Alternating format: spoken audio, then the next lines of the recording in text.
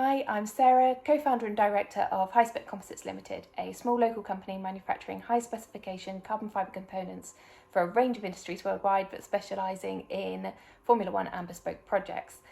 My involvement in Apprenticeship Awards goes back some now, with my journey really starting in 2015.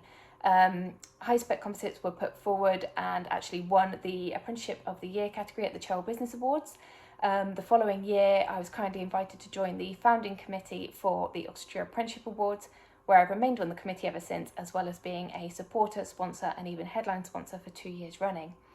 Having sat both sides of the table, I have a few experiences and tips that I'd like to share with you today. First of all, you may be sat wondering, should I even enter? Absolutely, yes, you should. Entering awards like this can give you, your business and the individuals within it a fantastic amount of exposure and in a really positive light. Second of all, even by putting your apprentices forward, you're showing them just how much you value their contributions and value them within your business, even if the application doesn't progress. Third, as a business owner or a manager, it will give you the opportunity to sit down and reflect on your own provisions and your own programs, something that I know firsthand we don't often give ourselves the opportunity to do. So absolutely enter. Some top tips for entering.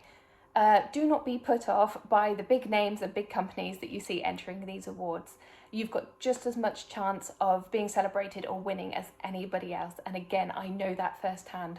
Back in 2015 at the Chell Business Awards, we thought we stood absolutely no chance of winning when we saw who was in our category. There were household names, really respected businesses within the community, and yet we walked away as the winner. So yes, absolutely put your name in the hat. Second of all, pour your heart out in the application process, especially on that initial application form. So many people I find like to hold things back so they've got something different to say if they get interviewed. But in my opinion, that's a bit of a mistake, because it's that application process that leads to the interview.